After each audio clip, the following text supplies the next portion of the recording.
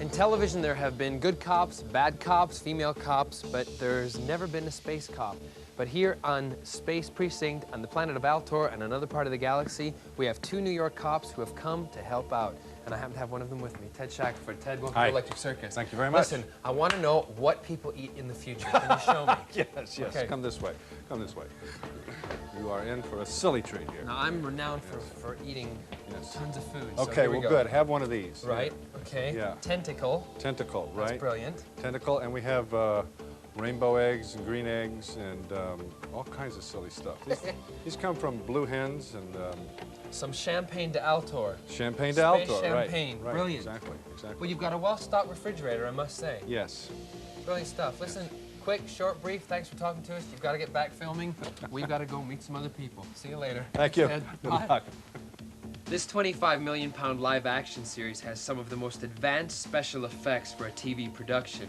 Now it includes models, prosthetics, animatronics, and robotics, and I'm here with Richard Gregory, the man behind all of these special effects. Now, who is this, Richard, and what is he? This is Major Grapher, and he's a Tarn. He's one of the main two species on the planet Altor. How does it work inside? Well, we have 8 radio control motors inside the head and a receiver. And what we've got here, we've got brow movement, we've got upper and lower lids, and we have left and right, and we have a third eye. Ew, that's creepy. So this is where it all begins? Yeah, that's correct. Right, take us through the process. We start with the script. The team we have here, we discuss the characters we've got in the script. Basically what we then do, Gary Pollard sketches up the characters that we talk about. Right. We then decide which actor is going to play the characters, and we move to a life cast of the actor, which is here. Right, and that's where you cover the actor's head in plaster, they have to breathe through the straw, and you make a mold of their face. That's correct. Gotcha.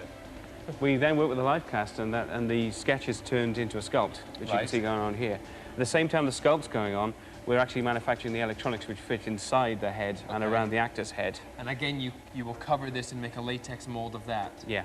Or we mold, then fill it with latex. Yes, that's right. It's filled with latex foam, which is used in prosthetic makeup. Right. And then the foam castings are fitted over the electronics, and we end up with a head like this, which, as you can see, has got a rubber skin. And, for instance, each hair is individually punched in. Wow. Now, if I sent some of my Hollywood friends over here to have some plastic surgery done, you could do something for them. Oh, yeah, we've done some of that already. Space Precinct is created by the same man who brought us such hits as Thunderbirds, Space 1999, Stingray, and Captain Scarlet. You guessed it, it's Gerry Anderson. Gerry, thank you for joining us on Electric Circus. Now, Space Precinct, why cops in space? Well, I've always enjoyed New York cop shows.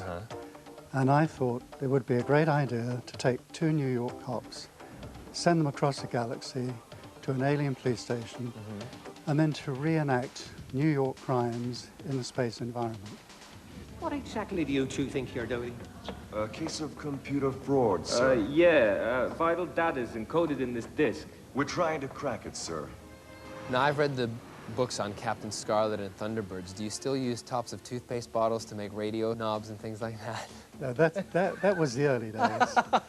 Now everything is purpose-made. I mean, going back to the very early days, you're quite right. We did used to take the tops of toothpaste tubes and put them on radio sets, you know, to make them look like controls. Yeah. But we've gone past that. Now this is a very high-tech series.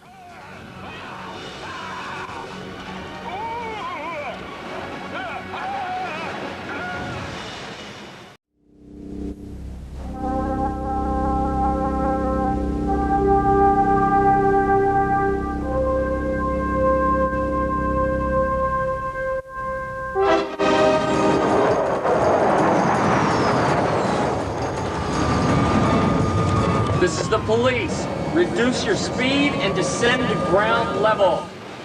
Apart from just saying cops in space, how would you describe the series?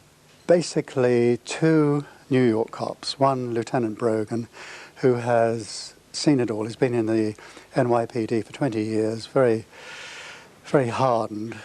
His young Oppo, Haldane. They arrive at the space station. They're confronted with aliens. They even have an alien boss, Captain Podley.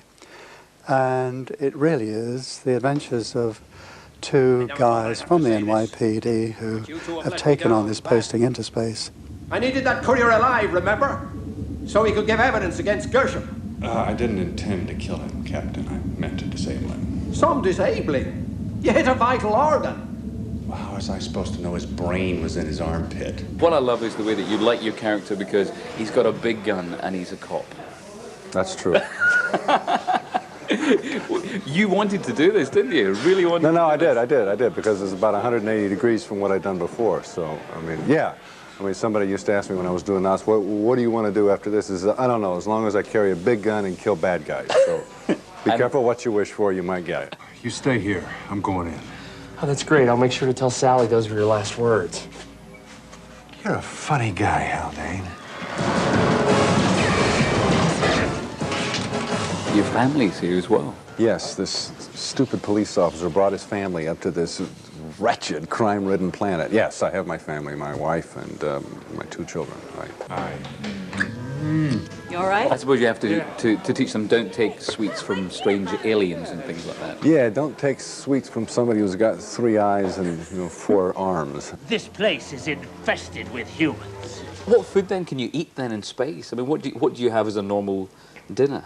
As a dinner, we haven't had dinner for a while, but we used to... You had it way back in episode 12 or something. Episode like 1 and 2, yeah.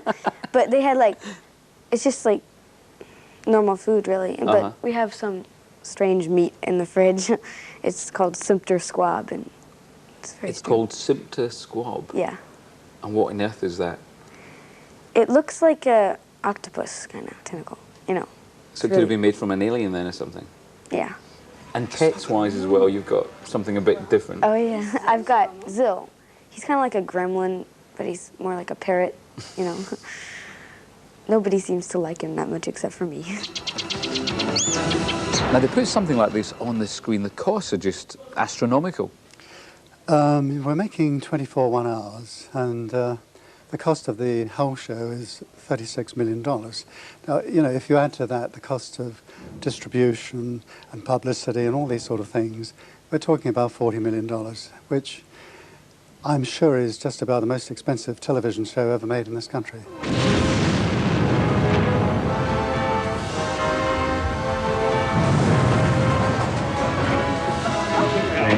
You see if you can get the demonstrators to disperse and tell Took to set up by the elevator. Nobody comes in or out.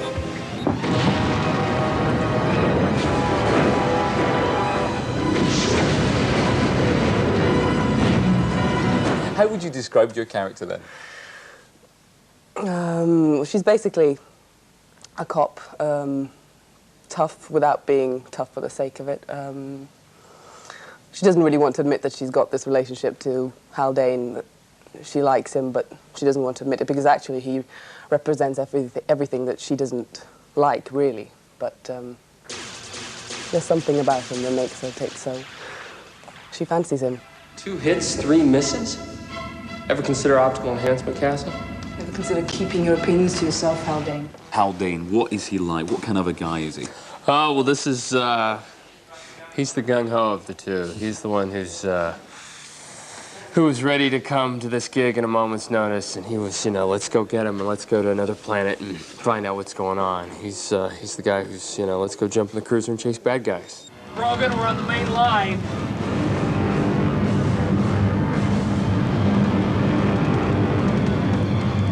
Talking trains, Brogan. This is crazy. Do you ever get moments when you think this is silly? I don't mean in any demeaning way, but I mean, you know, you're running around and you're shooting an alien and things like that. I got the best job in the world. I love what I do for a living. I get paid a pretty healthy amount of money to do it. It's great fun. I get to travel all over the world, but at the same time, if you start analyzing it, breaking it down, it's like, what a damn silly way to make a living. Oh, gee, what damn mosquito? Probably a swamp fly. But don't worry, they're harmless. Yeah, to you, maybe. Ah, there he is. You see him? Up there. Yeah, let me get him. Don't bother. He's mine.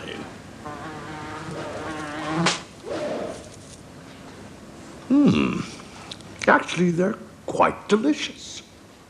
This is the animatronics department, he said knowledgeably, not knowing the first thing about it. Animatronics, what's it all about, Gary?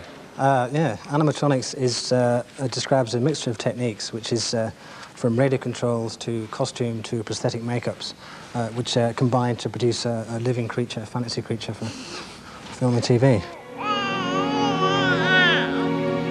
Talk me through the process of making one of these and taking it from the initial stages. Presumably it's a drawing to start with. Sure, yeah. Well, from the script, we'll do sketches of the character, and then take it to a sculpting stage, and the clay of that is moulded, and from that a foam latex skin is produced.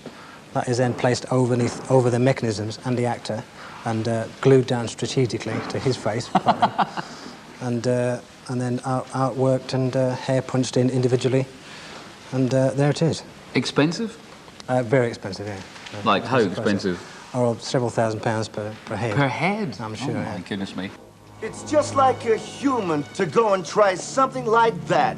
You're absolutely right. Apart from just saying cops in space, how would you describe the series? It's our cops in space. I'd sell it as a cop show in space. Basically, that's it. Cops in space. Cops in space. Yeah.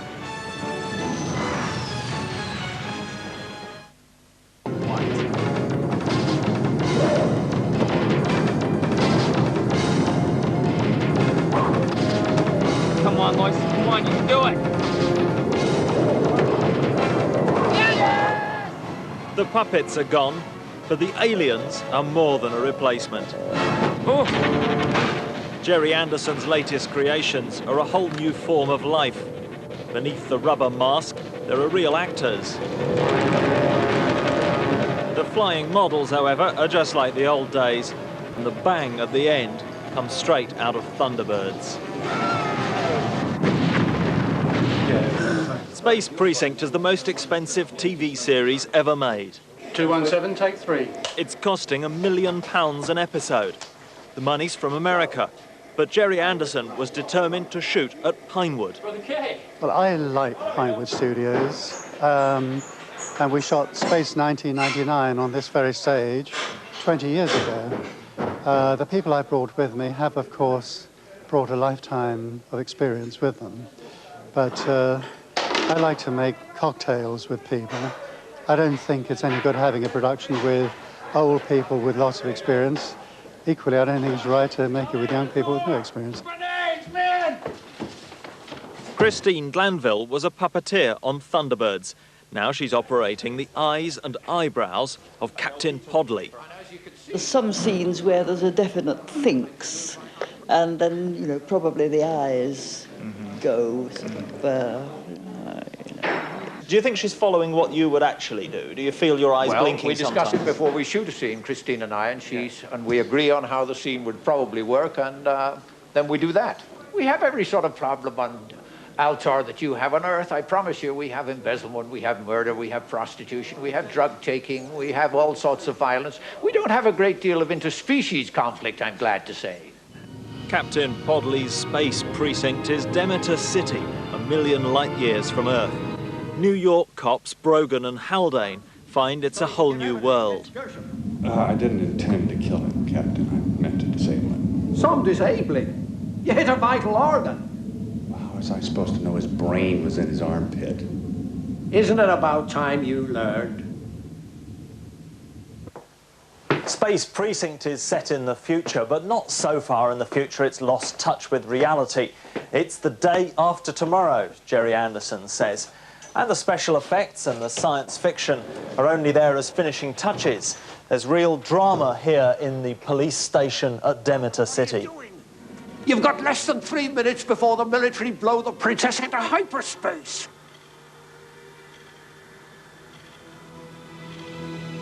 Do it, Brogan, do it!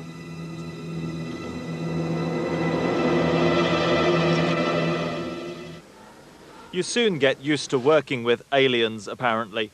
The animatronics department have created more than 100 different characters, each with its own personality and capabilities. You get very used to looking at alien faces. You actually read them as real characters, and I actually get quite insulted when people refer to them as monsters or refer to them as being ugly. What's your favourite character? Took, I think. Took? Yeah, Took. Why is that? I just think she's quite attractive for an alien. I think she's good fun.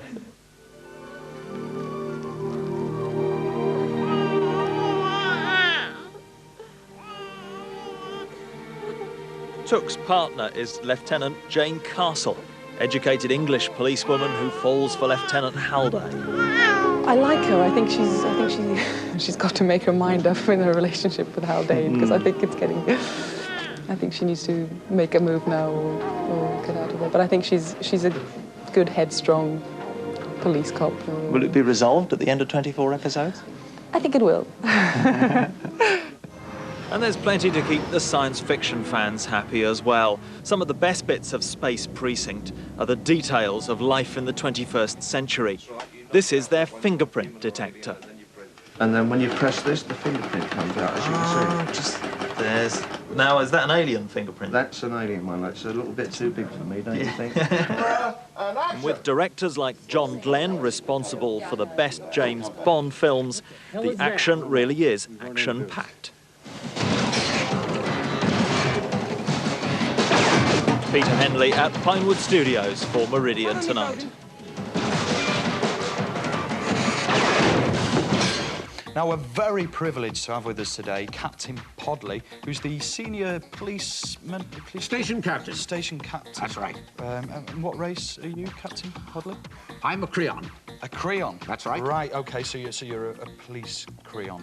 I see. Now, could you actually tell us a bit about Space Precinct, what it's all about? Well, it is set on the planet Altor.